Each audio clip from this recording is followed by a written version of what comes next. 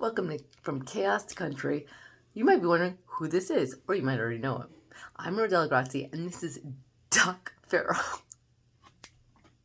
I was going to say what we just talked about, which was your used to be what you used to go by. Not you didn't go by it, but you used to reference it. Yeah. Doc is a comedian. He's an actor. Mm-hmm. Are you a series regular? You're not considered recurring. Series. I was recurring on Young Sheldon. Recurring on Next Young thing, Sheldon. series regular. Let's get this. How about the series about you? I am working on a couple of pitches. We have to think big. We are. Envision. You guys stay tuned.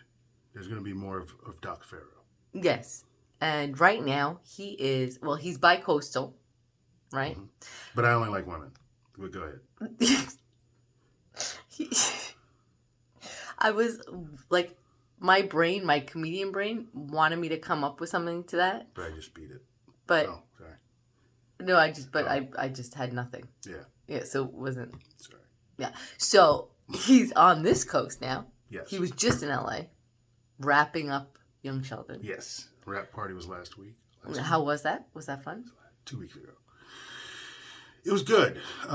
Did you get any swag? I did. Ooh, what was it? I got a bicycle last year. A bicycle? I got a coat, like a what is it, North Face type. Hiking coat. Like, sorry about the show ending. Here's a coat. Yeah. You'll need it. You'll need it because you'll be homeless again. Yeah. So yeah. It gets cold in LA, surprisingly. By the way, if at all possible when you're homeless, I've been homeless 3 times, make sure that you save up money for a gym membership. Showers. Yeah. But you have to work out for at least 20 minutes so they don't, just kick you out knowing that you're just taking showers. So. No, you can't. But if you have a gym membership, can't you just walk in and take a shower? You can, but they start to frown.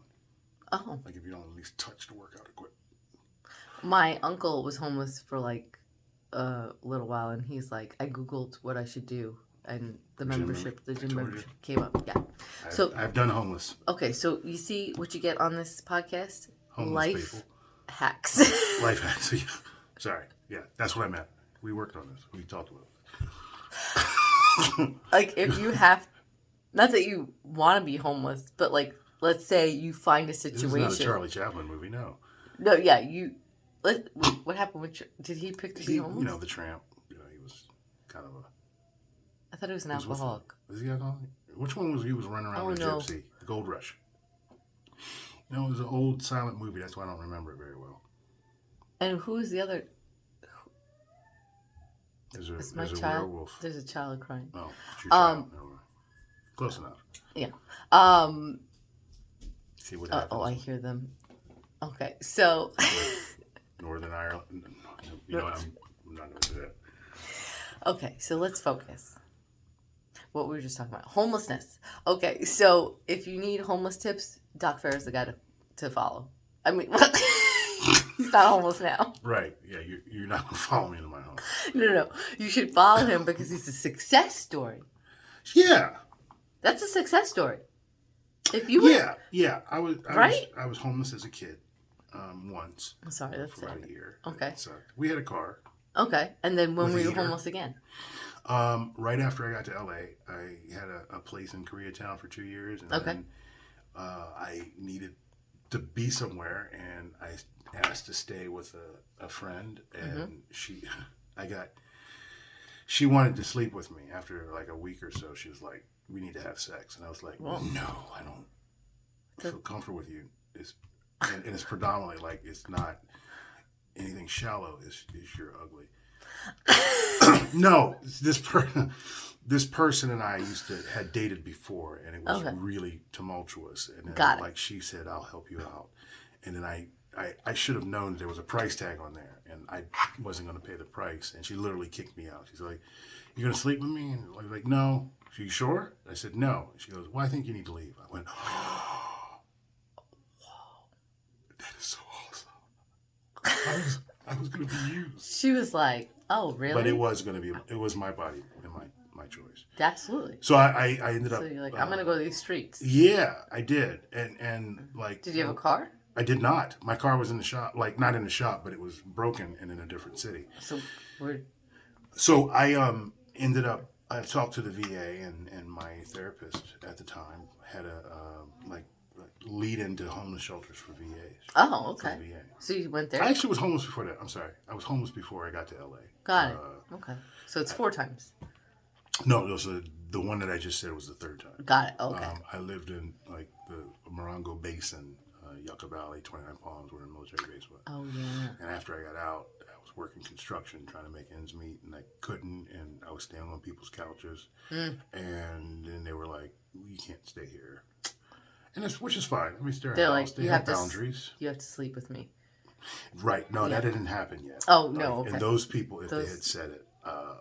Definitely that would not have been funny. That would have been gross. Right. Yeah. This is desert leathery people. Oh. So let's try this again. No, they're actually really good friends that had healthy boundaries, or they were racist. I can't tell right. One or the other. So I did have a car then. Got it. It had not been in the shop or whatever.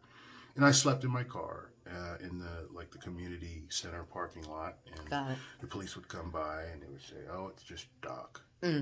After the 3rd week, they were like, "Oh, it's just Doc. You're cool. You're fine." Yeah. Did you have a gym membership then? I did. I did. Always have a gym membership. Always. Because you never know. Never know. Yeah. So. Yeah, that was in the middle of the winter for most of that. And then after that happened, I got plugged in with the VA. I didn't even know that the VA had homeless shelters. So March Air Force Base had a homeless shelter for VAs, and I ended up going down there and finding a job for a little while. Okay. Got on my feet, went to college for nursing, and then I went on vacation. I was watching TV, smoking a cigar. Larry the Cable Guy. The Colbert Report, what's his name too? This Jon Stewart, The Daily Show. And I was just grateful that it wasn't Craig Kilborn anymore because he sucked. And then Chappelle was on too. And I remember watching it. At some point, I just was smoking and I said, "Oh yeah, I can do that." Oh, and that's how you started comedy. Yeah. So I switched one of my courses to acting, and I kind of felt like this was right. So I changed all my courses. I lost my job that I had just gotten. Okay. And I had $2,100, and I went to L.A. Okay. Got on my motorcycle. I had a motorcycle at the time, no car, but a motorcycle. Got to Koreatown, and I bought. I got a place that was like $600, and it was this big. Yeah. And I had a gap of time before school started. I went and auditioned for acting school, and I had like 4 months before acting school was going to start. Okay. And I had no money, so I started working odd jobs. I worked for Greenpeace for a little while, telemarketing, reverse mortgages, I think, like cold calls for reverse mortgages. Got it. Vending at the Staples Center. Oh. It was a lot of stuff. And then a week before acting school started, I got in a motorcycle accident. And from Koreatown to the American Academy of Dramatic Arts was 4 miles. And it was right before school. Oh. And I said, well, I guess I'm walking because I didn't have any money anymore. And I couldn't get a bus pass. And the train I was terrified of getting on a train because, what happens if I can't show anything? I mean, you'd have to hop the turnstile and all that stuff. Mm-hmm. So I walked 4 miles to school on a broken foot and a chip bone in my back, a sprained hip, and 4 miles back for a couple weeks before money started kicking in. And people said, "Hey, are you walking?" And I went, "Yes." Well, that was so funny. It was such an LA thing, I guess. I don't know. But they were like, "Oh my God, you poor thing, you're walking. I'll give you a ride home." And then so somebody would give me a ride home, and then they'd say, "I'll give you a ride halfway because I don't have time." And I'm like, "It's 4 miles, and you live halfway there. So okay. Thank you for your help, your sacrifice." Yeah. Thank you. Thank you for your service. For your sacrifice. And here you are living the dream. What, in Atlanta? Sure. I mean, I like Atlanta. Yeah, it's cool, huh? The 7 hours of being here. Yeah. And now we're coming to an end of our podcast. Is that fast? Mm-hmm. Oh, I thought it was going to be like lay me on a couch like Barbara Walters and I was going to cry? Or no. No? That's it. You're going to bring in an ex-girlfriend like Maury? No. All right. Because there's a window over here, and whoever that is going out the window. Don't fuck around. You're not putting me in the booth We're not if doing I come out there. Don't you worry. No? Okay. Good. Bye.